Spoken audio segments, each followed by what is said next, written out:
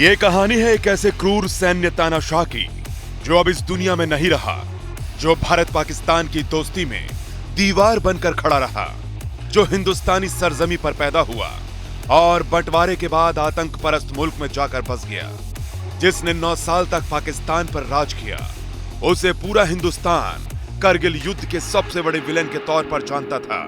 जी हां, ये कहानी है गुजरे दौर में पाकिस्तान के सबसे ताकतवर शख्स रह चुके पूर्व राष्ट्रपति जनरल परवेज मुशर्रफ की। 79 साल के परवेज मुशर्रफ का 5 फरवरी को दुबई में निधन हो गया। मुशर्रफ लंबे समय से बीमार चल रहे थे। पाकिस्तान में तख्ता पलट करने वाले जनरल परवेज मुशर्रफ का दिल्ली से लेकर पाकिस्तान और फिर तड़ीपार होकर दुबई में जाकर बस जाने तक का सफर कैसा रहा, वो आपको बताते हैं। साल 1947, जब भारत पाकिस्तान बंटवारे के समय मुशर्रफ का पूरा परिवार दिल्ली से कराची जाकर बस गया। 11 अगस्त 1943 को ब्रिटिश राज में पैदा हुए मुशर्रफ दिल्ली के दरियागंज में नहर वाली हवेली में रहते थे। पुरानी दिल्ली में आज भी मुशर्रफ की पुश्तैनी हवेली मौजूद है। सन 1947 में महज 4 साल की उम्र में मुशर्रफ अपने परिवार के साथ पाकिस्तान चले गए।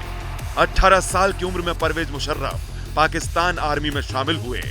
इसके बाद 1998 में मुशर्रफ को जनरल का ओहदा मिला और वो सेना प्रमुख बन गए। बस फिर क्या था, अगले ही साल सैन्य तानाशाह ने तत्कालीन प्रधानमंत्री नवाज शरीफ की सरकार का तख्ता पलट कर दिया और अपने हाथों में पाकिस्तान की सत्ता हथिया ली। इसके बाद सैन्य प्रमुख रहते हुए मुशर्रफ ने खुद को राष्ट्रपति घोषित कर दिया।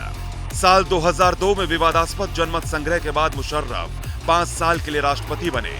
भारतीय सेना के पूर्व कर्नल टीपी त्यागी ने न्यूज 18 से बातचीत में बताया कि परवेज मुशर्रफ बहुत ही शक्तिशाली व्यक्तित्व के थे, लेकिन राष्ट्रपति बनने के बाद मुशर्रफ के अंदर घमंड इस हद तक भरा हुआ था कि उन्होंने संविधान को भी चुनौती दे दी थी।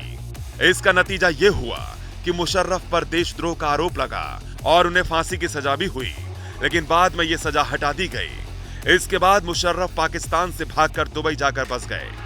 परवेज मुशर्रफ ने हिंदुस्तान को कई जख्म दिए, जिसमें सबसे बड़ा आघात किया करगिल युद्ध की साजिश रचकर।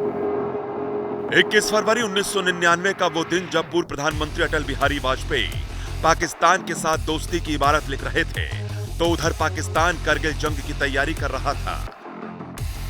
पूर्व पीएम अटल बिहारी वाजपेयी ने तब के पाकिस्तानी पीएम नवाज शरीफ से फरवरी में लाहौर शिखर सम्मेलन में मुलाकात की और एक प्रमुख शांति समझौते पर हस्ताक्षर किए, लेकिन पाकिस्तान ने कुछ महीने बाद ही करगिल युद्ध किया। साल 1999 में जब करगिल युद्ध के सबसे बड़े विलन रहे परवेज मुशर्रफ पाकिस्तान के सेना प्रमुख थे। मुशर्रफ ने ही करगिल जंग की साजिश रची थी और पाकिस्तान की आर्मी को करगिल में चौकियों पर कब्जा करने का हुक्म दिया था। इसके बाद जैसे ही पाकिस्तानी आर्मी की घुसपैठ की भारतीय सेना को खबर मिली, पाकिस्तान को सबक सिखाने के लिए भारतीय सेना ने ऑपरेशन विजय शुरू किया। जानकार बताते हैं कि मुशर्रफ का कोड के, जिसके जरिए करगिल युद्ध की साजिश रची गई थी, लेकिन पाकिस्तान हर बार की तरह इस बार भी गलती कर बैठा।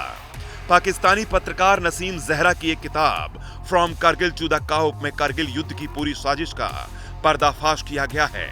इस किताब में इस बात का भी जिक्र है कि कैसे जनरल परवेज मुशर्रफ के आदेश के बाद पाकिस्तान आर्मी ने एलओसी पार कर 3 मई 1999 को करगिल की ऊंची पहाड़ियों पर घुसपैठ की और यह जंग 2 महीने से ज्यादा वक्त तक चली। हालांकि इस युद्ध में भारतीय सेना के आगे पाकिस्तानी सेना को खदेड़ दिया गया। इसके बाद 14 जुलाई को तत्कालीन भारतीय प्रधानमंत्री अटल बिहारी वाजपेयी ने ऑपरेशन विजय की कामयाबी की घोषणा की।